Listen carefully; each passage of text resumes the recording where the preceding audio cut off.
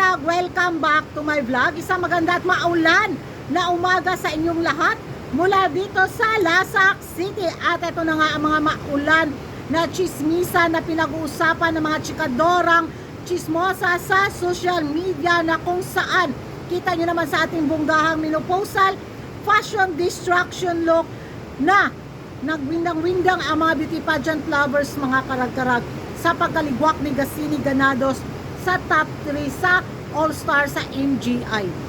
Dahil yung hashtag nila ngayon is, yung word of the day nila ngayon, we failed Gassini Ganados. We failed her. Yun yung mga nila, linyahan nila ngayon sa social media. Sa pagkaligwak daw ni Gassini Ganados, tayo daw yung mga Pilipino ang may kasalanan. Dahil hindi natin sinusuportaran sa botohan si Gassini Ganados, hindi daw gaya kay Vietnam na kung saan kahit mababa yung score, naiangat daw dahil sa pa-voting. Magiging reaction ko naman, mga karag-karag, sa sinabi nilang we failed her dahil hindi natin siya sinuportaran sa botohan. No, hindi. Nakatadhana talaga kay Gassini, hanggang doon lang yung end ng kanyang journey sa pa-All-Star.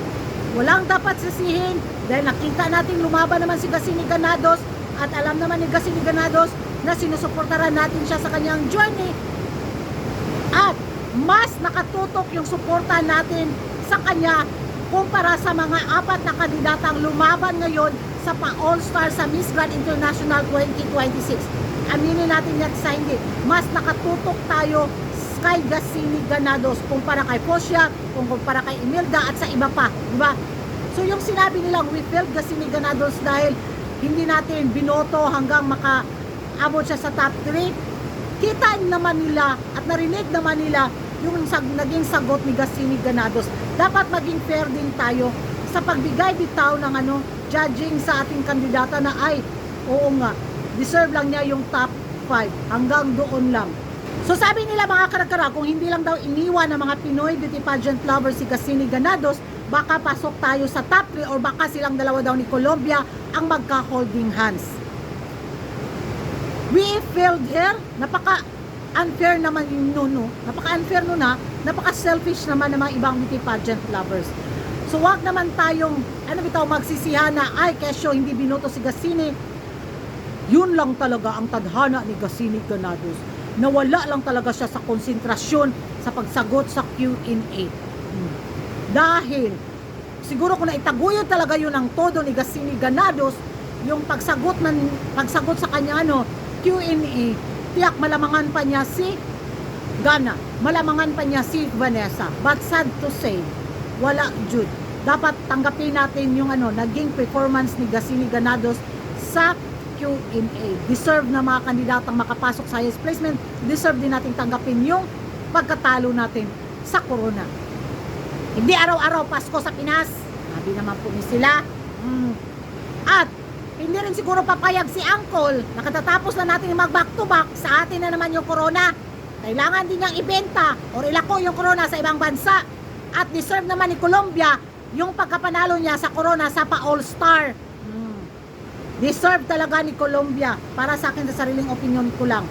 At hindi naman siguro tayo nagkulang sa pagsuporta kay Gassini Ganados.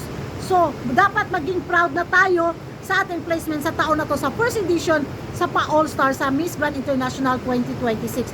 We didn't failed her. Tama ba yung English ko? We didn't failed her.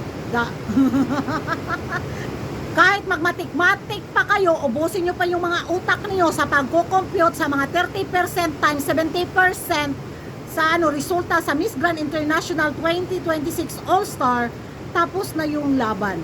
Huwag na ninyong sisihin yung mga ibang Pinoy beauty pageant lovers na hindi bumoto, na kesyo na ganito na ganon. Ay, pastilan.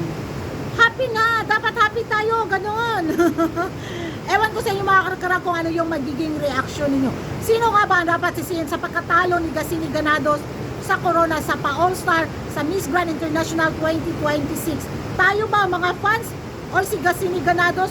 Or ang team ni Gassini Ganados? Or si Uncle? Or ang mga judges? Mag-ingay tayo sa comment section. Saan nga ba nagkulang si Gassini Ganados? Kung binoto natin, tiyak kaya masungkit natin yung corona? Yan yung malaking tanong. And Bye-bye!